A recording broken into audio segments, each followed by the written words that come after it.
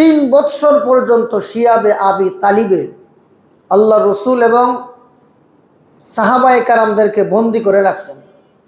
তাদের সাথে লেনদেন, কথাবার্তা, তাদের সাথে বাজার সদাই সব ধরনের সম্পর্ক ছিন্ন করেছিল। তো রাসূলের জমানায় কাফের মুশরিকরা রাসূলের সাথে সম্পর্ক ছিন্ন করে 3 বৎসর পর্যন্ত শিয়াবে আবি তালিবে রাসূলকে অবরুদ্ধ করে রাখা হয়েছে। বর্তমান আধুনিক বিশ্বে, বর্তমান দুনিয়াতেও দেখবেন মুসলমান দেশ বা পৃথিবীর যে কোনো দেশ যদি আমেরিকার সাথে, ইউরোপের সাথে আতাত করে না চলে, তখন ওই মুসলিম দেশগুলোকে তারা স্যাংশন দেয়, অবরোধ করে রাখে না? পৃথিবীতে যত মুসলিম দেশ আছে, প্রায় যতগুলো মুসলিম দেশ তাদের গোলামি করে, তাদের সাথে সম্পর্ক ভালো। আর যদি কোনো মুসলিম দেশ ইহুদ নাসারা আমেরিকার সাথে সম্পর্ক স্বাভাবিক না রাখে, তখন ওই মুসলিম দেশগুলোকে তারা অবরোধ করে রাখে, অর্থনৈতিক অবরোধ। জোরে কোন ঠিক কিনা? তাহলে বর্তমান সময়ের অবরোধ আর আবু জেহেলের জমানার শিয়াবে আবি তালিবে যে রসুলকে 3 বছর অবরোধ করে রাখছিল, একই ধরনের অবরোধ। আজ থেকে 1500 বছর আগে আমাদের নবীকে যে অবরুদ্ধ করে রাখা হয়েছিল, নবীর কি দোষ? কোনো দোষ নাই।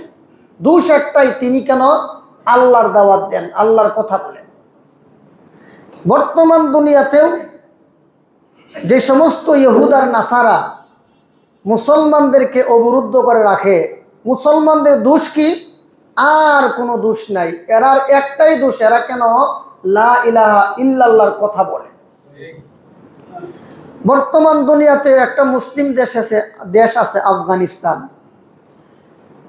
এমন কোনো মায়ের পুত এই পৃথিবীতে জন্ম হয় নাই এই কথার প্রমাণ দিতে যে আফগানিস্তান পৃথিবীর কোনো দেশের উপর হামলা করছে, বলতে পারবেন? বরং ব্রিটিশরা তাদেরকে অবরুদ্ধ করে রাখছিল। ব্রিটিশের পরে সোভিয়েত ইউনিয়ন, রাশিয়া তাদের সাথে যুদ্ধ করলো।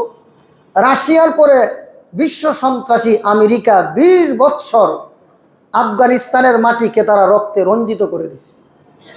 আফগানিস্তানের কত হাজার হাজার লক্ষ লক্ষ মুমিন মুসলমান জীবন দিয়েছে, তার কোনো হিসাব কিতাব নেই। আমরার দেশে 9 মাসের যুদ্ধে নাকি 30 লক্ষ মরছে। আর ওই দেশে 20 বছর যুদ্ধে যে কি পরিমাণ মরছে। আর আমাদের দেশে যুদ্ধ হয়েছিল বন্দুক দিয়া, আর আফগানিস্তানে দীর্ঘ 20 বছর যুদ্ধ হয়েছে উপর থেকে, জঙ্গি বিমান থেকে ভারী ভারী বোমা বর্ষণ করে আফগানিস্তানের মাটিকে তারা একেবারে ধসিয়ে দিয়েছে এবং আফগানিস্তানের হাজারো লক্ষ লক্ষ মুজাহিদিনে কেরামদেরকে তারা হত্যা করেছে। তাহলে আফগানিস্তানের মুসলমান ভিন্ন কোনো দেশের উপর সন্ত্রাসী কর্মকাণ্ড করেছে না? আফগানি মুসলমানরা সন্ত্রাসীদের হামলার শিকার, সন্ত্রাসীদের হামলার শিকার। যারা এরপরে দেখবেন আমাদের দেশের এক শ্রেণীর মুসলমান যাদের মস্তক ইহুদি খ্রিস্টানদের ভেজাল ট্যাবলেটের দ্বারা ধুলাই হয়ে গেছে, এরা কথায় কথায় বলে, এই এলাকারও একজন মুসলমান বিগত কয়েক মাস আগে ফোনে কথা হয়েছিল, গান বাজনা খুব চলছে। তো একজনে বলল যে গান বাজনাতে এইভাবে জোরে জোরে করতেছেন, আমাদের তো ডিস্টার্ব হয়। পরে আমার কাছে ফোন ধরায় দিল। সে বলে, হুজুর আমার দেশ তো আর আফগানিস্তান হয়ে যায় না, তো তোমার দেশ কোন দেশ হয়েছে বলো? ভারত হয়ে গেছে নাকি আমেরিকা হয়ে গেছে? ভারত আমেরিকার তুলনায় বাংলাদেশ আফগানিস্তান হওয়া 1000 গুণ ভালো। আবার আমাদের দেশের কয়েকজন আলেম এই ইদানিং আফগানিস্তান সফরে গেছে। যাওয়ার পরে আমাদের দেশের নাস্তিক্যবাদী মিডিয়াগুলো তাদের এত চুলকানি, এরা আফগানিস্তান গেল কেন, এই শিরোনামে বিভিন্ন রকমের সংবাদ তারা প্রচার করতেছে। অথচ এই মিডিয়াগুলো, যে মিডিয়াগুলোর জন্ম হয়েছিল অস্ট্রিয়াতে সর্বপ্রথম, এই মিডিয়াগুলোর জন্ম হয়েছিল প্রথমে, সর্বপ্রথম যখন মিডিয়ার সূচনা হয়, এর উদ্দেশ্যই ছিল ইসলাম এবং মুসলমানদেরকে নিধন করার জন্য মূলত সর্বপ্রথম মিডিয়ার জন্ম হয়েছিল। এটা আলাদা একটা আলোচনার সাবজেক্ট, এটা আজকে না অন্য একদিন ইনশাল্লাহ বলা যেতে পারে। তো এই মিডিয়াগুলো আলেমরা কেন আফগানিস্তান গেল এটা দোষ খুঁজে, কিন্তু দীর্ঘ 20 বছর পর্যন্ত আমেরিকার সন্ত্রাসীরা এত নিরীহ নিরস্ত্র অসহায় মানুষদেরকে যে মারলো, এখন আবার বাগরাম বিমান ঘাঁটি আমেরিকা নিয়ে যাওয়ার জন্য চেষ্টা করতেছে। এই ব্যাপারে কোনো নিউজ নেই। এই কয়েকজন আলেম আফগানিস্তান গেল কেন, এই নিউজে আমাদের মিডিয়া একদম সয়লাভ হয়ে গেছে। তো দেখেন, আমরা বাস্তবতা নিয়ে কথা বলি, তো এই জন্য অনেকের গায়ে সয় না। তো মুআজ্জিন হাজিরিন, আল্লাহর রসুলকে যেই রকম ভাবে দীর্ঘ 3 বছর পর্যন্ত শিয়াবে আবি তালিবে মক্কার শীর্ষ সন্ত্রাসীরা অবরুদ্ধ করে রেখেছিল, সেই ধারাবাহিকতায় বর্তমান দুনিয়ার ইহুদি খ্রিস্টানেরাও মুসলমানদেরকে স্যাংশন দিয়ে থাকে, অবরোধ করে রাখে, আর বলে অমুক মুসলিম কান্ট্রির সাথে সম্পর্ক যারা রাখবে তাদের সাথে আমরা সম্পর্ক ছিন্ন করব। তো যে সমস্ত মুসলমানের দেশগুলো গোলাম, এরা আবার তাদের এই সমস্ত প্রভুদেরকে খুব তারা যেটা বলে সেটাই তারা বিশ্বাস করে এবং তারা তাদের পদলেহন করে চলছে। তো মুআজ্জিন হাজিরিন, আল্লাহর রসুল যখন মক্কা নগরীতে দীর্ঘ 23 বছর অবস্থান করেছিলেন, তখন এমন কোনো জুলুম নির্যাতন নাই যে রাসূল এবং সাহাবীদেরকে করা হয় নাই। সর্বপ্রথম আল্লাহ রসুলকে বলা হলো, আরে মুহাম্মদের কথা শোনো, ও তো একটা পাগল, ও তো একটা জাদুকর। তো মুহাম্মদ সাল্লাল্লাহু আলাইহি ওয়াসাল্লাম একজন মানুষকে দেখবেন দুর্বল করতে হইলে যখন দলিল দিয়া, প্রমাণ দিয়া, যুক্তি দিয়া কোনোভাবেই পারে না, তখন কি করে? গালাগালি করে। জোরে কোন ঠিক কিনা? আমাদের দেশের এক ধরনের সুন্নি বেদাতি আছে, মাজার পূজারী, এরা দেখবেন মিলাদুন নবী কায়েম করো, এই কথাটা যখন যুক্তি দিয়া, দলিল দিয়া, কোরআন দিয়া, হাদিস দিয়া প্রমাণ করতে পারে না, তখনই গালাগালি শুরু করে যে ওয়াহাবিরা কাফের। জোরে কোন ঠিক কিনা? তাহলে যারা দলিল প্রমাণ দিয়া কোনো কিছু সাব্যস্ত করতে না পারে, তখনই গালাগালি শুরু করে। এটা ছিল মক্কার ইহুদি খ্রিস্টান, মক্কার কাফের মুশরিকদের স্বভাব। এই মক্কার কাফের মুশরিকরা যখন দেখলো আল্লাহর পক্ষ থেকে রাসূলকে যে রিসালত দেওয়া হলো, নবুয়তি দেওয়া হলো, এই নবুয়তিটাকে দলিল দিয়েও তারা অস্বীকার করতে পারলো না, যুক্তি দিয়েও পারলো না। শেষ পর্যন্ত মক্কার সন্ত্রাসীরা আমাদের মহানবী হযরত মুহাম্মদুর রাসূলুল্লাহকে বলতে লাগলো, মুহাম্মদ তো জাদুকর আর পাগল। ওয়াজিবু আন জাআহুম মুনযিরুম মিনহুম ওয়া ক্বালাল কাফিরুনা ইন্না হাযা লাসাহিরুন কাযযাব। আয়াতের শেষে আছে, তারা আশ্চর্য হয়ে গেল, আর এটা কি কয়? আমাদের মধ্য থেকে মুহাম্মদের জন্ম, সে তো আমাদের সাথে চলাফেরা করতো, আমাদের সাথে বাজার সদাই করে, আমাদের সমাজে বড় হলো, তো সে আবার নবী দাবি করে কেমনে? ইন্না হাযা লাসাহিরুন কাযযাব, নিশ্চয়ই মুহাম্মদ মিথ্যুক এবং সে একজন জাদুকর। ওই অপপ্রচার শুরু হয়ে গেল। আল্লাহর নবী বলেন, অপপ্রচার করো আর লোক দেখাও, আল্লাহর কসম খেয়ে বলি, এক হাতে যদি সূর্য, অপর হাতে যদি চন্দ্র এনে দাও, তথাপিও আল্লাহর কসম খেয়ে বলি আমি তোমাদের সাথে আপোষ করব না। শেষ পর্যন্ত এরা আপোষ মীমাংসায় আসলো। আল্লাহ তাআলা বলেন, ওয়াদ্দু লাউ তুদহিনু ফায়ুদহিনুন। আল্লাহ বলেন, হে নবী, মক্কার কাফেররা এরা চায় যে আপনি তাদের প্রতি একটু নমনীয় হন, এরাও আপনার প্রতি কিছুটা নমনীয় হবে। এরপরেই এরা প্রস্তাব দিল আল্লাহ রসুলকে, ও মুহাম্মদ, তাহলে একটা কাজ করি, আসো। কি কাজ? যে তোমার এবং আমাদের মধ্যে কোনো দ্বন্দ্ব থাকবে না। কাজটা কি? কয়, দেখো, তোমার সাথে আমরা মার্কেটিংয়ে যাব না, তুমি 1 বৎসর আমাদের খুদার ইবাদত করো, মূর্তির ইবাদত করো, আর আমরা 1 বৎসর তোমার খুদার, আল্লাহর একত্ববাদী খুদার ইবাদত করব। তখন আল্লাহ পাক রব্বুল আলামিন পবিত্র কোরআনের সূরা কাফিরুন নাজিল করে বলেন, কুল ইয়া আইয়ুহাল কাফিরুন লা আ'বুদু মা তা'বুদুন। আল্লাহ বলেন, হে রাসূল, আপনি কাফেরদেরকে বলে দেন, কিয়ামত পর্যন্ত সমস্ত কাফিরদের কাছে এই মেসেজ পৌঁছায় দেন, ইয়া আইয়ুহাল কাফিরুন লা আ'বুদু মা তা'বুদুন, আমি যেই একাত্মবাদী খোদার ইবাদত করি তোমরা ওই একাত্মবাদী খোদার ইবাদত করো না। সুতরাং আমি যার ইবাদত করি তোমরা তার ইবাদত করো না, তোমরা যার ইবাদত করো আমিও তাদের ইবাদত করি না।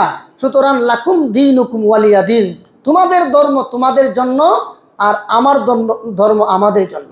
তারা প্রস্তাব দিল, রাসূল করিম সাল্লাল্লাহু আলাইহি ওয়াসাল্লাম প্রস্তাব গ্রহণ করেন নাই, কারণ এখানে শিরকের মূল উৎপাটন করার জন্য আল্লাহর নবীকে দুনিয়াতে বানাইছেন।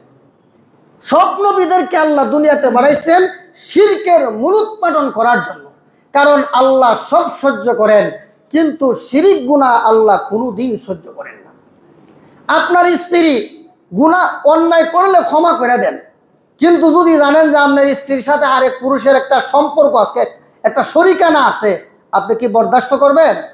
বরদাস্ত করবেন না, কইবেন যে তোর মতো নষ্টা ভ্রষ্টারে দিয়ে আমার জীবন চলবে না, বিদায় করে দিবেন। কারণ স্ত্রীর সব অপরাধ ক্ষমা করা গেলেও এই স্ত্রীর সাথে অন্য পুরুষের সম্পর্ক শরিকানা আপনি যেমন বরদাস্ত করেন না, আল্লাহ বলেন, বান্দা অনেক সময় বুঝে না বুঝে তোমরা নামাজ পড়ছো না, রোজা রাখছো না, গালাগালি করছো, মারামারি করছো, হারাম খাইছো, যাও তোমাদেরকে আল্লাহ আমি মাফ করেও দিতে পারি, কিন্তু ভালো রকম মনে রাখবা আমি আল্লাহর সাথে যদি কাউকে শরিক করো, যেমন ভাবে তোমার স্ত্রীর সাথে অন্য কোনো পুরুষের শরিকানা তুমি মানতে পারো না, আমি আল্লাহও আমার একাত্মবাদী খুদার, আমার একাত্মবাদ, আমি যে আল্লাহ লা শারিক, আমার কোনো শরিক নাই, আমার রাজত্ব আমার জাত এবং সিফতের মধ্যে অন্য কেউ শরিক নাই, এখানে যদি কেউ শরিক করতে আসো আমি আল্লাহও এটা বরদাস্ত করি না। সহিহ বুখারী শরীফের 4477 নম্বর হাদিসে উল্লেখ আছে, আন আব্দুল্লাহ ইবনে মাসউদ রাদিয়াল্লাহু তাআলা আনহু قال, হযরত আব্দুল্লাহ ইবনে মাসউদ আল্লাহর হাবিবের কাছে গিয়ে বলেন, হুজুর আইয়ু যামবি আযমু ইনদাল্লাহ, হুজুর আল্লাহর কাছে সবচেয়ে জঘন্য থেকে জঘন্য গুনাহ কোনটা? আল্লাহ রাসূল বলেন, আনতাজআলা লিল্লাহি নিদ্দান ওয়া হুয়া খালাকাকা, আল্লাহর সাথে তুমি অন্য কাউকে শরিক করবা অথচ আল্লাহ তোমারে সৃষ্টি করছেন। তখন হযরত আব্দুল্লাহ ইবনে মাসউদ বলেন যে, হুজুর আসলেই তো ইন্না যালিকা লাযীম, অবশ্যই শিরকের গুনাহ খুব মারাত্মক গুনাহ, খুব জঘন্যতম গুনাহ। পৃথিবীতে আল্লাহ তাআলা যত নবী আর রাসূল পাঠাইছেন, সব নবীদেরকে বানাইছেন আল্লাহ কিসের বিরুদ্ধে? যুদ্ধ করার জন্য, শিরকের বিরুদ্ধে যুদ্ধ করার জন্য, আল্লাহর একাত্মবাদকে দুনিয়াতে প্রতিষ্ঠা করার জন্য। তো মক্কি জিন্দেগিতে মানে কুফর এবং শিরকের দ্বন্দ্ব শুরু হয়ে গেল। মক্কার কাফেররা মুহাম্মদ সাল্লাল্লাহু আলাইহি সাল্লামের বিরুদ্ধে এমনভাবে, যেমন 32টা দাঁত দেখবেন, এই 32 দাঁতের মাঝখানে জিহ্বা কিন্তু অসহায়, অসহায় না? 32 দাঁতের মাঝখানে জিহ্বা অসহায়। দেখবেন জিহ্বার কাজ হলো শুধু দাঁতের উপকার করা। যদি ভাত খাইতে গেলে মাছ দিয়া ভাত খাইছেন, অথবা ছোট মাছ বা খাইতে গিয়া আপনার দাঁতের চিপার মধ্যে একটা কাঁটা ঢুকে গেছে, অথবা গোশত খেতে গিয়ে একটু হাড্ডির এক টুকরা সামান্য হাড্ডি আপনার দাঁতের ফাঁকে দিয়া ঢুকে গেছে, তখন জিহ্বা কি করে? তার কিন্তু রেস্ট নাই, সে 24 ঘন্টা শুধু গুতাইতে থাকে কেমনে কাঁটা অথবা হাড্ডিটা বের করবে। অথচ এই জিহ্বা কিন্তু অসহায়, 32টা দাঁতের শক্ত দাঁতের মাঝখানে সে আছে, বেষ্টনী দেওয়া, চতুর্দিকে তার শত্রু। তাহলে জিহ্বা কি করে বলেন? দাঁতের উপকার করে। কিন্তু ঘটনাক্রমে যদি কোনোদিন দাঁতে জিহ্বারে লাগাল পায়, তখন 12টা বাজায় ছাড়ে। মুহাম্মদ সাল্লাল্লাহু আলাইহি সাল্লামের কাজ ছিল মক্কার কাফেরদেরকে কুফর এবং শিরক থেকে কিভাবে বাঁচানো যায়, এদেরকে কিভাবে একাত্মবাদের দিকে আনা যায়, জাহান্নাম থেকে বাঁচানো যায়, জান্নাতের দিকে আনা যায়। কিন্তু মক্কার কাফেররা হুজুর এত উপকার করলো, কিন্তু মক্কার কাফেররা রাসূলের উপর হামলা, শুধু রাসূল না তার সাথী সঙ্গীগণ সবার উপর হামলা করলো, তাদেরকে দেশান্তরিত করলো, তাদেরকে অবরুদ্ধ করে রাখলো, তাদেরকে অপবাদ দিল। এমন অপবাদ আল্লাহ একবার মক্কার কাফেররা কো কেউ মুহাম্মদ ও মুসলমানরা শোনো, তোমরা না কো মুহাম্মদে মূর্তির বিরুদ্ধে কথা বলে, তবে মুহাম্মদের একটা কথা শোনো, মুহাম্মদে কি বলছে জানো? তিলকাল গরানিকুল উলা ওয়া ইন্না শাফাআতাহুম লাতুরজা। কো মুহাম্মদে বলছেন যে আমাদের দেবদেবীরা উচ্চ মর্যাদা সম্পন্ন, এই দেবদেবীরা হাসরের ময়দানে আল্লাহর কাছে সুপারিশ করবে। তোমরা কি জানো? মুহাম্মদ সাল্লাল্লাহু আলাইহি ওয়াসাল্লামের বিরুদ্ধে অপপ্রচার। মুহাম্মদ সাল্লাল্লাহু আলাইহি ওয়াসাল্লামের বিরুদ্ধে কি প্রচার? অপপ্রচার। তো রসুল কিন্তু দেবদেবীর মূল উৎপাদন করার জন্য আসছেন, শিরকের মূল উৎপাদন করার জন্য আসছেন। কিন্তু মক্কার কাফেররা কয় মুহাম্মদ তো এতদিন যে মূর্তির বিরুদ্ধে বলতো, এখন কিন্তু মুহাম্মদ আর মূর্তির বিরুদ্ধে বলে না, মুহাম্মদে বলে মূর্তিরা নাকি অনেক মর্যাদা সম্পন্ন এবং এই মূর্তিরা নাকি আল্লাহর দরবারে শাফাআত করবে। মুআজ্জাজ হাজিরিন, তো মূর্তির পক্ষে আল্লাহর নবী কোনোদিন অবস্থান করেন নাই। এই পৃথিবীতে মূর্তি পূজার সূচনা হয়েছিল হযরত আদম আলাইহিস সালাম দুনিয়া থেকে বিদায় হওয়ার 600 বছর পরে। কত বছর পরে? 600 বছর পরে। হযরত আদম আলাইহিস সালাম দুনিয়া থেকে বিদায় হওয়ার 600 বছর পরে শয়তান মানুষের কাছে ভালো মানুষের সুরত ধরে আসলো আর এসে বলল, ও ও শোনো, তোমরা যে এই যে আল্লাহর ইবাদত করো, আল্লাহর ইবাদত করতো সবচেয়ে একনিষ্ঠভাবে নবীরা, আল্লাহর ওলিরা। তো তোমরাও আল্লাহর ইবাদত যদি একনিষ্ঠভাবে না করো তাহলে তো ইবাদত আল্লাহর কাছে গ্রহণযোগ্য হবে না। তখন কয় তোমাদেরকে একটা পরামর্শ দিই, একনিষ্ঠভাবে ইবাদত করতে হইলে একটা কাজ করো। কি কাজ? যে তোমাদের পূর্ববর্তী যে বুজুর্গানে দিন ছিল তাদের কিছু ভাস্কর্য বানায়া তোমাদের ইবাদত গাহের সামনে যদি আড়াল করে রাখতে পারো, আর যখন তোমরা আল্লাহর ইবাদতে দাঁড়াইবা তখন মনে মনে এই কথার কল্পনা আসবে যে আমাদের সামনে কিন্তু ওই যে বুজুর্গানে দিন আছেন, এরা কিন্তু একনিষ্ঠভাবে আল্লাহর ইবাদত করতো। তো এইটা করলে তোমরা ইবাদতটা আল্লাহর ইবাদত একনিষ্ঠভাবে করতে পারবে। এইভাবে ভালো কথা কইয়া তখন শয়তানে মানুষদেরকে ধোঁকা দিয়া তাদের পূর্ববর্তী বুজুর্গানে দিনের কতগুলো ভাস্কর্য বানায়া ইবাদত খানার সামনে রেখে দিল। তো যারা ভাস্কর্য বানাইলো, সামনে রেখে ইবাদত করলো, এরা যখন মারা গেল তখন পরবর্তীতে নেক্সট জেনারেশন যখন আসলো তখন শয়তানে আইসা প্ররোচনা দিল, এই তোমরা কার ইবাদত করো? আমরা আল্লাহর ইবাদত করি। কয়েক বেটা তোরা ভুল কথা বলো, তোদের পূর্বপুরুষরা কার ইবাদত করতে জানোস? এই যে এই ভাস্কর্যগুলো, এই মূর্তিগুলোর ইবাদত তারা করত। মূলত এই মূর্তিগুলো ছিল পাঁচজন নেককার দিনদার পরহেজগার আল্লাহওয়ালার ভাস্কর্য ছিল। তারা বলতে লাগলো, وَقَالُوا لَا تَذَرُنَّ آلِهَتَكُمْ وَلَا تَذَرُنَّ وَدًّا وَلَا سُوَاعًا। আল্লাহ তাআলা বলেন, মক্কা হযরত নূহ আলাইহিস সালাতু ওয়াস সালাম যখন এসে দাওয়াত দিল তোমরা আল্লাহ ছাড়া গায়রুল্লাহর ইবাদত করো কেন? তখন তারা বলে, আমরা গায়রুল্লাহর ইবাদত করি না, বরং আল্লাহরই ইবাদত করি, কিন্তু এই মূর্তিগুলোকে এখানে শরীক করি এই জন্য যেন আল্লাহ পাক আমাদের এই ইবাদতের মধ্যে খুব খুশি হন, এই জন্য আমরা তাদের ইবাদত করি। এবং তারা বলল, লা তাযারুন্না আলিহাতাকুম ওয়াদ্দা ওয়ালা সুওয়া ওয়ালা ইয়াগুস ওয়া ইয়াউক ওয়া নাসরা। হ্যাঁ, ওয়াদ, সুওয়া, ইয়াগুস, ইয়াউক, নাসর, এই যে 5টা মূর্তি, কোনোদিন এই 5টা মূর্তির ইবাদত আমরা ছাড়ব না। তো মূর্তি পূজা এসেছিল মূলত হযরত আদম আলাইহিস সালাতু ওয়াস সালামের 600 বছর পরে। হযরত নূহ আলাইহিস সালামকে আল্লাহ নবী বানানোর আরো আগে। এই জন্য আল্লাহ তাআলা সর্বপ্রথম মূর্তি পূজার বিরুদ্ধে যেই নবীকে দুনিয়াতে পাঠিয়েছিলেন সেই নবীর নাম ছিল হযরত নূহ আলাইহিস সালাম। তো নূহ আলাইহিস সালাম সর্বপ্রথম মূর্তির বিরুদ্ধে তিনি যুদ্ধ ঘোষণা করলেন। কিন্তু এখন আমরা কি করি জানেন? আমরা যখন হিন্দুদের পূজা আসে তখন আমরা বলি ধর্ম যার যার উৎসব সবার। মাআযাল্লাহ ভাই, আপনারা হয়তো আবেগের ঠেলায় হয়তো অনেকে না জেনে না বুঝে অনেকে বলে যে ধর্ম যার যার উৎসব সবার, কিন্তু একটা কথা মনে রাখেন, ধর্ম যার যার উৎসব সবার এই কথা বলার মাধ্যমে আপনার ইমানের লেশ মাত্র থাকে না। ধর্ম যার যার উৎসব তার হবে।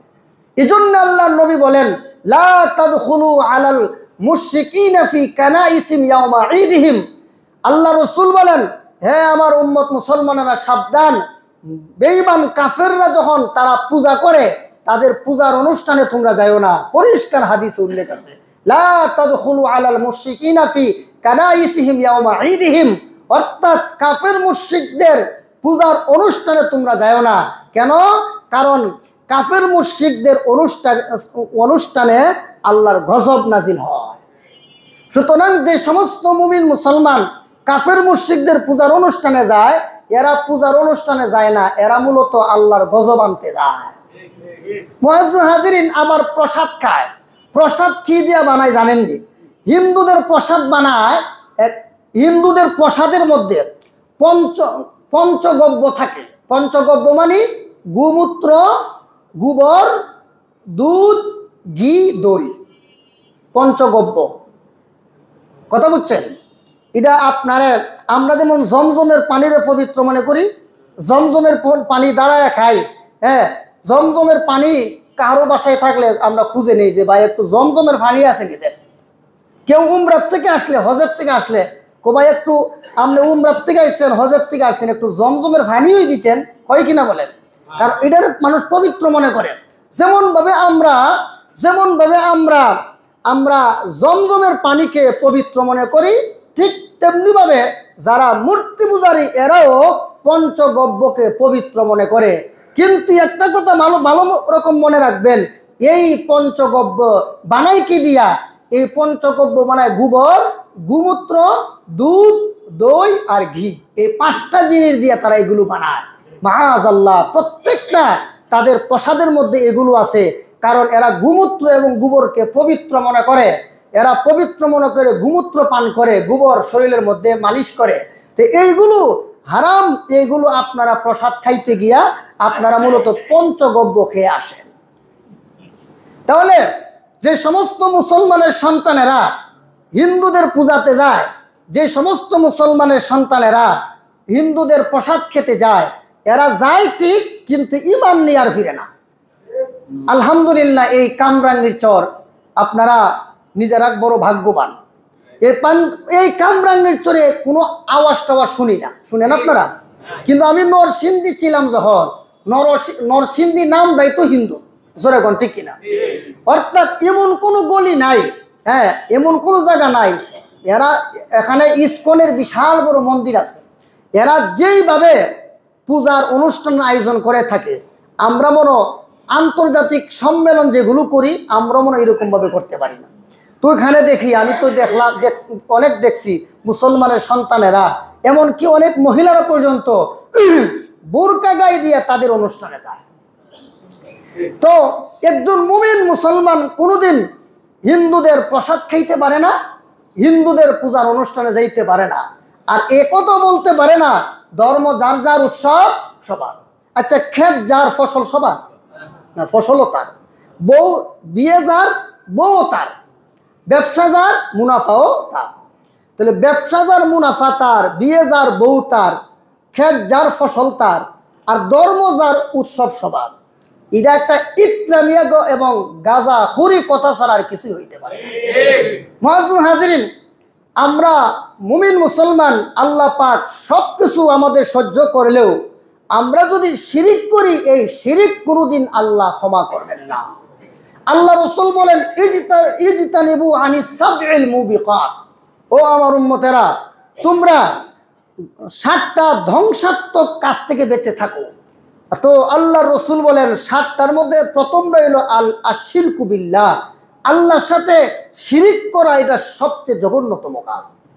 এজন্য ভাই মুহাম্মদ সাল্লাল্লাহু আলাইহি ওয়াসাল্লাম দীর্ঘ 13 বছর মাক্কি জিন্দেগিতে যখন তিনি দাওয়াতের কাজ করতে লাগলেন, একদিকে দুনিয়ার মূর্তি পূজারীরা, আরেকদিকে অসহায় সরল সোজা নিষ্পাপ কিছু মুমিন মুসলমান। এত জুলুম অত্যাচার, সাহাবায়ে কেরামদেরকে এত জুলুম অত্যাচার করা হয়েছে, শেষ পর্যন্ত এই কথা সাহাবীরা বলতে বাধ্য হয়েছে, ওগো আল্লাহর হাবিব, কবে আল্লাহর সাহায্য আসবে একটু বলুন তো। আল্লাহ রসুল বলেন, সাহাবীরা শোনো, যদি আল্লাহর সাহায্য আসার আগে তোমাদের মরণ হয়ে যায়, আমি রাসূল ওয়াদা দিলাম আল্লাহর তৈরি জান্নাত তোমাদের জন্য ওয়াজিব হয়ে যাবে। তো আল্লাহর রাসূলকে এমন অপবাদ, এত জুলুম অত্যাচার, শুধু তা না, মুহাম্মদ সাল্লাল্লাহু আলাইহি ওয়াসাল্লামকে উনার বিরুদ্ধে ষড়যন্ত্র করার জন্য মক্কার বড় বড় লিডাররা এর একটা সিদ্ধান্ত নিল। আর বলতে লাগলো, আরে সামনে তো হজের মৌসুম আসতেছে, তখনও কিন্তু হজ চলতো। এখন যেমন হজ চলে, আগেও হজ চলতো। আমরা এখন হজে গিয়া কি বলি? লাব্বাইক আল্লাহুম্মা লাব্বাইক, লাব্বাইক লা শারীকা লাকা লাব্বাইক, ইন্নাল হামদা ওয়ান নি'মাতা লাকা ওয়াল মুলক লা শারীকা লাক। এটা আমরা তালবিয়া পড়ি। রাসূল ইসলাম আসার আগেও মক্কা নগরীতে হজ হতো এবং তালবিয়া পড়া হতো, কিন্তু আমাদের তালবিয়া আর তাদের তালবিয়ার মধ্যে ব্যবধান ছিল। তারা বলতো লাব্বাইক আল্লাহুম্মা লাব্বাইক, লাব্বাইক লা শারীকা লাকা ইল্লা হাযিহিল আসনাম। তারা বলতো, আয় আল্লাহ, আমরা তোমার দরবারে হাজিরা দিলাম, আল্লাহ তোমার আর কোনো শরীক নাই, এই মাত্র মূর্তিগুলো ছাড়া, অর্থাৎ বাইতুল্লাহর ভিতরে যে 360টা মূর্তি আছে, এই মূর্তিগুলো ছাড়া তোমার আর কোনো শরীক নাই, আল্লাহ তোমার দরবারে হাজিরা দিলাম। এই রকমের স্লোগান দিত। উলঙ্গ হইয়া আল্লাহর ঘর তোয়াফ করত। ওয়ামা কানা সালাতুম ইনদাল বাইতি ইল্লা মুকাআ ওয়া তাসদিয়া। এরা আল্লাহর ঘর তোয়াফ করত আর হাতে তালি দিত আর শীষ দিত আর বলতো, আল্লাহ তোমার দরবারে হাজিরা দিলাম। তখন তারাও কিন্তু হজ করত। তখনকার সময়ে মক্কার বড় বড় কাফিররা বসে সিদ্ধান্ত নিল, সামনে হজের মৌসুম আসতেছে, মুহাম্মদ যেইভাবে আমাদের মূর্তির বিরুদ্ধে সংগ্রাম শুরু করেছে এবং তার কথা এত সুন্দর, তার চেহারা এত সুন্দর, বহিরাগতরা যখন আয়সা দেখবে মক্কা নগরীতে মুহাম্মদ নামে একটা লোক এত সুন্দর কথা বলে, তার চেহারা এত সুন্দর, তখন তো মানুষ দলে দলে তার দলে চলে যাবে, তখন আমরা ব্যর্থ প্রমাণিত হব। তখন মক্কার বেঈমান কাফেররা সিদ্ধান্ত নিল, মক্কাতুল মুকাররমায় ঢুকার যতগুলো রাস্তা আছে, যতগুলো মোড় আছে, প্রত্যেকটা মোড়ে মোড়ে বড় বড় কাফেররা বসে যাবে, চেয়ার টেবিল ফালাইয়া বসে যাবে আর বলবে, তোমরা এবার হজ করো না, চলে যাও, ফেরত যাও। কারণ মক্কাতে একটা পাগল আছে, এই পাগলের কথা শুনলে মানুষের মাথা নষ্ট হয়ে যায়, তার আত্মীয়তার সম্পর্ক ছিন্ন হয়ে যায়, মা বাবা এবং সন্তানের মধ্যে বিভেদ তৈরি হয়। এই মুহাম্মদের কথা না শুনে তোমরা এবার চলে যাও। এখন এইভাবে রাসূলের বিরুদ্ধে তারা সংগ্রাম করতে লাগলো। ভাইয়ের আমার, আল্লাহর হাবিব যেই মাত্র নবুয়তি দেওয়া শুরু করে দিলেন, মক্কার বড় বড় সন্ত্রাসীরা আল্লাহর হাবিবকে আটকানোর জন্য, আল্লাহর হাবিবকে দমানোর জন্য হজের মৌসুমে আল্লাহর হাবিব মুহাম্মদুর রাসূলুল্লাহ সাল্লাল্লাহু আলাইহি সাল্লামকে পাগল সাব্যস্ত করার জন্য মক্কাতে ঢোকার যতগুলো রাস্তা এবং যতগুলো মোড় আছে, প্রত্যেকটা মোড়ে মোড়ে বড় বড় কাফেররা বসে গেল আর বলতে লাগলো, ও বহিরাগতরা, তোমরা যে হজ করার জন্য এসেছো, এইবার হজ না করে তোমরা ফিরে যাও। কারণ মক্কায় এত বড় একটা পাগলের আবির্ভাব হয়েছেন, যার কথা শুনলে মানুষের মাথা নষ্ট হয়ে যায়। বহিরাগতরা এই কথা শোনার পর তখন বলতে লাগলো, মুহাম্মদ যদি পাগল হয়ে থাকে তাহলে বড় বড় কাফেররা কেন মুহাম্মদের বিরুদ্ধে বদনাম করে, বড় বড় নেতারা কেন মুহাম্মদের বিরুদ্ধে বদনাম করে? তাহলে তো বোঝা গেল মুহাম্মদ ছোট কোনো পাগল হবে না, মুহাম্মদ হয়তো অনেক বড় পাগল হবে। মক্কার বেঈমান কাফেররা আল্লাহর হাবিবের বিরুদ্ধে তারা যখন এইভাবে অপবাদ রটাইতে লাগলো, আল্লাহর হাবিব মুহাম্মদুর রাসূলুল্লাহর বিরুদ্ধে যখন বদনাম শুরু করে দিল, তখন বহিরাগতরা বলতে লাগলো, এত বড় পাগল, যেই পাগলের বদনাম করে বড় বড় নেতারা, তাহলে মনে হয় মুহাম্মদ ছোট কোনো পাগল হবে না, অনেক বড় পাগল হবে। সুতরাং এই পাগলকে না দেখে আর যাব না। ভাইয়েরা আমার, মক্কার বড় বড় সন্ত্রাসী, বড় বড় নেতাদের কথা ডিঙ্গাইয়া তখন বহিরাগতরা যখন মক্কাতুল মুকাররমায় প্রবেশ করলো, মক্কাতুল মুকাররমায় প্রবেশ করে দেখে এত সুন্দর চেহারার মানুষ এরা জীবনে তারা কোনোদিন দেখে নাই। এত সুন্দর চেহারার মানুষ, আল্লাহর হাবিবের চেহারা এত সুন্দর। শামাইলে তিরমিজির মধ্যে উল্লেখ আছে, হযরত জাবির ইবনে সামুরা বলেন, একদিন 14 তারিখের চন্দ্র উদয় হলো, আমি বাহিরে গেলাম, গিয়া দেখি আল্লাহর হাবিব, উনার মাথার মধ্যে টুপি নাই, আল্লাহর নবী খালি মাথায় বসে আছেন। আল্লাহ রসুলের মাথার চুলগুলো একেবারে কুচকুচে কালো, আবার দাড়ির চুলগুলো একেবারে কুচকুচে কালো। এর মাঝখানে আল্লাহর নবীর সুন্দর চেহারা বের হয়েছে। আমি একবার 14 তারিখের চন্দ্রের দিকে তাকাই, আবার আল্লাহর হাবিবের চেহারার দিকে তাকাই, আবার চন্দ্রের দিকে তাকাই, নবীর চেহারার দিকে তাকাই। হযরত জাবের ইবনে সামুরা বলেন, রে দুনিয়ার মানুষেরা শুনো, লক্ষ কোটি চন্দ্রকে যদি একদিকে রাখা হয় আর আল্লাহর হাবিবের চেহারাকে যদি আরেক দিকে রাখা হয়, আল্লাহর কসম খেয়ে বলি আল্লাহর নবীর চেহারা চন্দ্রের চাইতেও বেশি সুন্দর হবে। আমার শুধু তা না, আল্লাহর নবীর চেহারা দেখে বহিরাগতরা বলতে লাগলো, এত সুন্দর চেহারা যার, ওই লোকটা কোনোদিন পাগল হইতে পারে না। তখন বহিরাগতরা বলল, ইয়া রাসূলুল্লাহ, ইয়া হাবিবাল্লাহ, আল্লাহর নবী গো, মক্কার কাফেররা বলেছিল আপনি নাকি পাগল, কিন্তু আপনার চেহারাই প্রমাণ করে আপনি পাগল না। ওগো নবীজি, এরা বলেছিল আপনি জাদুকর, কিন্তু আপনার চেহারায় প্রমাণ করে আপনি জাদুকর না। ওগো নবীজি, আর দেরি করবেন না, এখনই কালিমা পড়া দেন, মুসলমান হয়ে যাব। তো রসুলের বিরুদ্ধে বদনামে নেমেছিল বড় বড় নেতারা, বড় বড় লিডাররা, বড় বড় সন্ত্রাসীরা। যখন দেখবেন বাংলাদেশে বড় বড় নেতারা আলেমদের বিরুদ্ধে বলে, তাহলে বোঝা গেল এখানে কিন্তু আছে। জোরে কোন ঠিক কিনা? মুআজ্জাজ হাজিরিন, যখন রাজনৈতিক দল হোক আর যখন সরকারি দল হোক বা বিরোধী দল হোক, যখন বড় বড় নেতাদের পক্ষ থেকে আলেমদের বিরুদ্ধে কোনো কিছু বলা হয়, তাহলে বোঝা গেল এখানে কিন্তু আছে। জোরে কোন ঠিক কিনা? ভাইয়ের আমার, শুধু তা না, আল্লাহর হাবিব উনার চেহারা শুধু সুন্দর এমনটা ছিল না। শুধু তা না, আল্লাহর হাবিব, মানুষ পাগল হলে তার আগের কথা এবং পরের কথার মধ্যে কোনো মিল থাকে না, কিন্তু আল্লাহর হাবিব কি যে তেলাওয়াত করেন, এই ধরনের তেলাওয়াত বহিরাগতরা বলে জিন্দেগিতে কোনোদিন আল্লাহর হাবিবের এত সুন্দর কথা জীবনে কোনোদিন আমরা শুনি নাই। আল্লাহ রসুল বলেন, লা উকসিমু বিহাযাল বালাদ ওয়া আনতা হিল্লুম বিহাযাল বালাদ ওয়া ওয়ালিদিন ওয়া মা ওয়ালাদ লাকাদ খালাকনাল ইনসানা ফি কাবাদ। এই যে বালাদা, ওয়ালাদা, কাবাদা, এইভাবে আল্লাহর নবী মিলায়া মিলায়া পড়েন।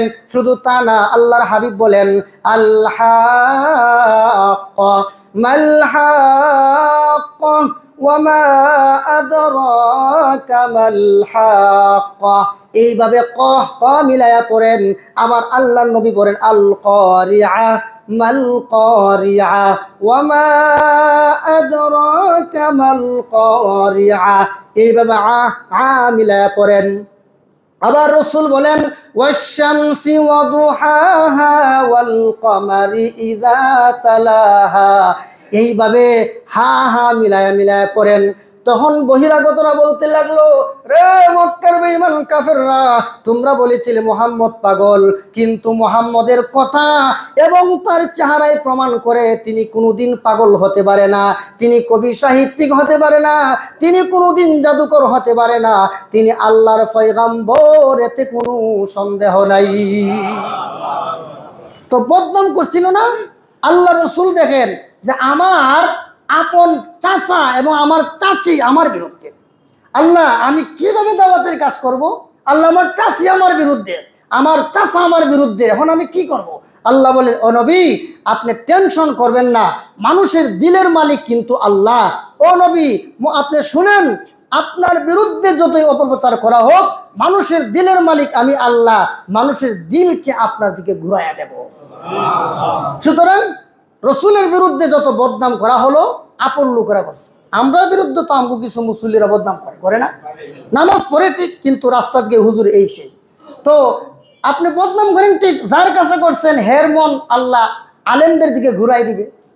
এই জন্য ইসলামের ক্ষতি সবচেয়ে বেশি করেছে কাছে যারা থাকতো তারাই। রসুলের সবচেয়ে বেশি বিরোধিতা, কষ্ট বেশি দিয়েছে তার কাছের লোকেরা। তারপর মুসলিম নামদারি মুনাফিকরা রাসূল করিম সাল্লাল্লাহু আলাইহি ওয়াসাল্লামের সাথে নামাজ পড়ছেন, রাসূলের সাথে একই দস্তরখানে খাবার খাইছেন, রসুল থেকে সুযোগ সুবিধা নিছেন, কিন্তু দেখা গেছেন রসুলের বিরুদ্ধাচরণ করছেন। তো মুআজ্জাজ হাজিরিন, আল্লাহর নবী দীর্ঘ 13 বছর পর্যন্ত তিনি মক্কাতে অবস্থান করলেন। শেষ পর্যন্ত দেখা গেলেন যে এখানে তো থাকলে আর আপনি হুজুর, আল্লাহ বলে, হ্যাঁ নবী, যেই কারণে আপনারা দুনিয়াতে বানাইছে। কেন বানাইছেন? সারা দুনিয়াতে শান্তি নিশ্চিত করার জন্য, সারা দুনিয়া থেকে সন্ত্রাস নির্মূল করার জন্য, সারা দুনিয়াতে মানুষের অধিকার প্রতিষ্ঠা করার জন্য, প্রত্যেকটা মানুষের অধিকার নিশ্চিত করার জন্য, মানুষকে জাহান্নাম থেকে বাঁচানোর জন্য আল্লাহ পাক নবী দুনিয়াতে বাড়াইছেন। এখন নবী যেই জমিনে বাস করেন, এই জমিন থেকে তো কাজ হচ্ছে না। দীর্ঘ 13 বছর মক্কায় ছিলেন, দাওয়াত তাবলীগের মেহনত করলেন। আল্লাহ তাআলা বলেন, হে রাসূল, এখানে থাকলে আর আপনার হবে না, যান, চলে যান, এখান থেকে চলে যান। ইন্না আরদি ওয়াসিআ, আল্লাহর জমিন অনেক বড়, এখানে যদি কাজ না করতে পারেন আরেক জায়গায় চলে যান। রাসূল আল্লাহর নির্দেশে সুদূর মক্কা থেকে সুদূর মদিনায় চলে গেলেন। তো মাক্কি জিন্দেগিতে রসুল 13 বৎসর একতরফা ভাবে গালি শুনলেন, অপবাদ সহ্য করলেন, হামলার শিকার হইলেন, মামলার শিকার হইলেন, অবরুদ্ধ হইলেন, ইজ্জত নষ্ট করলেন। আল্লাহু আকবার। সাহাবায়ে কেরাম জীবন দিল, দেশকে সব বিসর্জন দিল, সব কিছু দিল, কিন্তু ইসলাম ছাড়ে নাই। কি ছাড়ে নাই? ইসলাম ছাড়ে নাই। তো আমরা আগেই, সবার আগে আমরা সবকিছু ছাড়ার আগে ইসলামটাকে ছেড়ে দেওয়া খুব সহজ মনে করি। আমরা যাই কিছু ছাড়ি না ছাড়ি, আগে ইসলামটা কিভাবে ছাড়া যায়, ইসলাম ছাড়াটাকে খুব সহজ মনে করি। কিন্তু আল্লাহর নবী এবং সাহাবায়ে কেরাম, তাদের পক্ষে সব সম্ভব হলেও ইসলাম ছাড়া সম্ভব ছিল না। দীর্ঘ 13 বছর, আল্লাহু আকবার, মহিলা শিশু যারা ইসলাম গ্রহণ করছে কাউকে বাদ দেয় নাই, সবার উপর জুলুম অত্যাচার।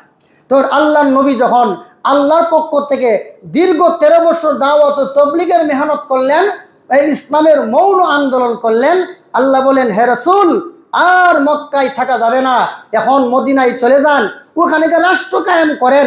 কারণ যেইভাবে সন্ত্রাস মাথা ছাড়া দিয়া উঠছে, এই সন্ত্রাস আপনি রাষ্ট্র কায়েম না করলে আর সেনাবাহিনী গঠন না করলে সন্ত্রাস দমন করতে পারবেন না। এজন্য সন্ত্রাসের বিরুদ্ধে যুদ্ধ করার দায়িত্ব সরকারের, সন্ত্রাসের বিরুদ্ধে যুদ্ধ করার দায়িত্ব সেনাবাহিনীর। মুহাম্মদুর রাসূলুল্লাহর দীর্ঘ 13 বৎসরের মাক্কি জিন্দেগিতে কোনো সরকার ছিল না, তার কোনো সেনাবাহিনী ছিল না।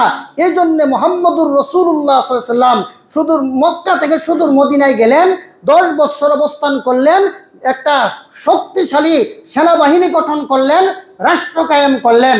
সেই রাষ্ট্রের মূলনীতি তিনি একটা মূলনীতি রচনা করলেন।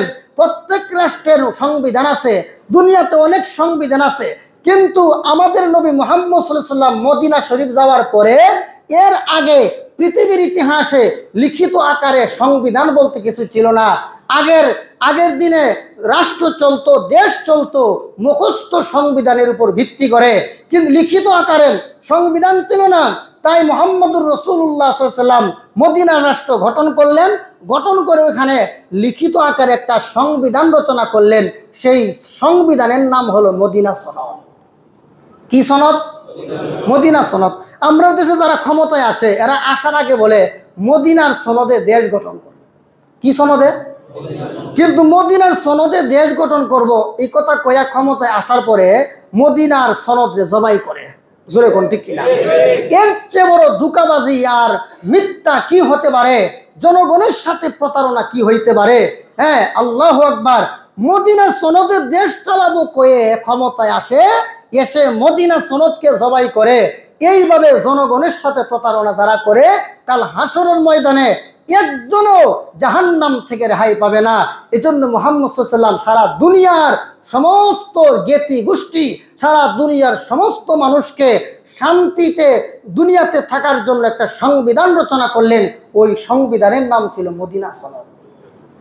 তো মুহাম্মদ সাল্লাল্লাহু আলাইহি ওয়াসাল্লাম উনি যখন মক্কা থেকে মদিনায় চলে যান, আচ্ছা বলেন, আপনি যখন দেশ থেকে, সাধারণ বাংলাদেশ থেকে সৌদি আরব গেছেন 2 বছর 3 বছরের লাগে, দেশের জন্য মায়া লাগে না?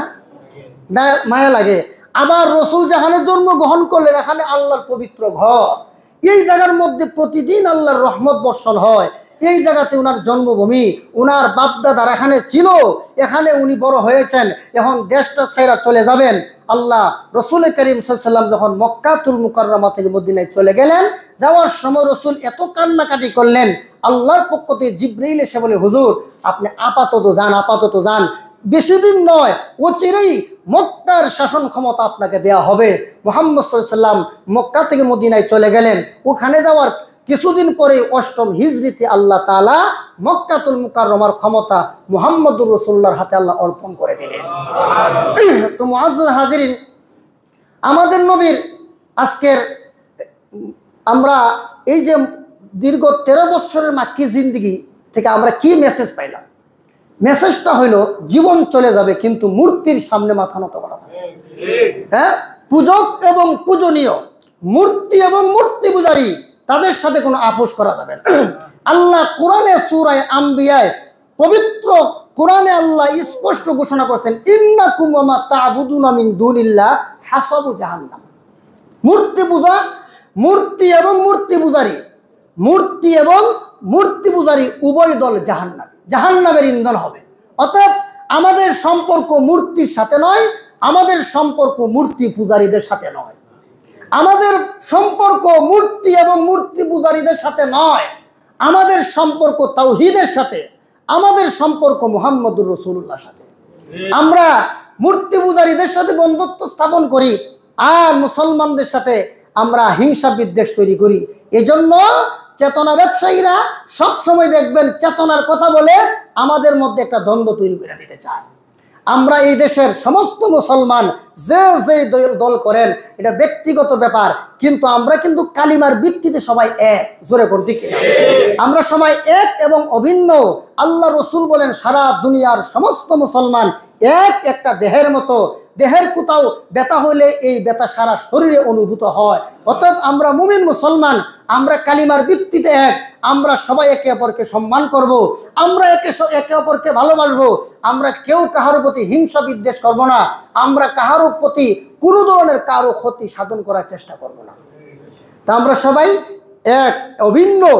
আমাদের সংগ্রাম মূর্তির বিরুদ্ধে, মূর্তির পক্ষে নয়। অতএব আপনারা কথাবার্তা বলতে সাবধানে বলবেন। ধর্ম যার যার উৎসব সবার, এটা বলবেন না। এটা বললে ঈমানের লেশমাত্র থাকবে না। কারণ মূর্তি এবং মূর্তি পূজা যারা করে এরা জাহান্নামের লাকড়ি হবে। আমি ওখানে যাব কেন? তারা তো আপনার এখানে আজকে একটা মূর্তি পূজারী কেউ আসে নাই, ঈদের জামাতে কেউ আসে নাই, মুসলমানদের তাফসির মাহফিলে কেউ আসে না। আমরা কোন বেহায়া নির্লজ্জ, আমরা তাদের অনুষ্ঠানে গিয়া প্রসাদ খাই, আবার বলি ধর্ম যার যার উৎসব সবার। এটা হতে পারে না। এজন্য আমরা ইনশাল্লাহ আমরা যেন ঈমান নিয়ে মরতে পারি, আমাদের ঈমানটা যেন নির্ভেজাল হয়, আমাদের ঈমানের মধ্যে যেন শিরকের লেশমাত্র না থাকে, আমাদেরকে সেইভাবে চলতে হবে। আল্লাহ পাক আমাদেরকে যেন রাসূলের পবিত্র মাক্কি জিন্দেগি থেকে এই শিক্ষাটা গ্রহণ করার তৌফিক দেন, যে আমরা সবসময় মূর্তির বিরুদ্ধে, মূর্তির পক্ষে নয়। এর মানে এই নয় হিন্দুরা মন্দিরে গিয়ে আপনারা মূর্তি ভাঙবেন, এটা নিষেধ। তারা তাদের ধর্ম পালন করবে, তাদের কোনো মূর্তি আপনারা ভাঙবেন না। এটা তাদের ধর্ম, তারা স্বাধীনভাবে পালন করবে। এটা মদিনা সনদে উল্লেখ আছে। ইসলাম বলে তাদের মূর্তির উপর হামলা করা যাবে না, তারা তাদের ধর্ম পালন করুক, আমরা আমাদের ধর্ম পালন করব। বাংলাদেশে যতগুলো মূর্তি ভাঙ্গা হয়, একটাও কোনো দাড়িওয়ালা টুপিওয়ালা হুজুররা ভাঙ্গে না। এগুলো ভাঙ্গে কারা? এক দলে ভাঙ্গা আরেক দলের উপর দুষ চাপাইয়া দেওয়ার জন্য। জোরে কোন ঠিক? এই হলো একটা। আরেকটা হলো যে হিন্দুত্ববাদী, এই আমাদের দেশটাকে হিন্দুত্ববাদী আগ্রাসন এটার মধ্যে আনার জন্য একদল এমনি একটা মূর্তি ভাঙ্গা, বাংলাদেশে মূর্তি ভেঙ্গে সব শেষ, যেন ভারত আমাদের উপর হামলা করে।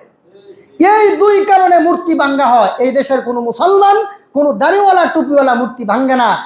মূর্তি ভাঙ্গা হয় রাজনৈতিক স্বার্থে, মূর্তি ভাঙ্গা হয় এদেশে ভারতের আগ্রাসন নিয়ে আসার জন্য। কোনো মুমিন মুসলমান মূর্তি ভাঙ্গে না, এবং এটা ভাঙ্গার অনুমতিও নাই। তো মুহাম্মদুর রাসূলুল্লাহর উম্মত আমরা মূর্তির পক্ষে নয়, আমরা মূর্তির বিরুদ্ধে। তবে তাদের মূর্তি ভাঙবো না, তাদেরকে আমরা গালি দিতে যাব না। তারারটা তারা পালন করুক, আমরাটা আমরা পালন করি। আল্লাহ আমাদেরকে সহি সমঝ দান করুন, আমিন। সুবহানা রাব্বিকা রাব্বিল ইজ্জাতি আম্মা ইয়াসিফুন ওয়া সালামুন আলাল মুরসালিন ওয়ালহামদুলিল্লাহি রাব্বিল আলামিন।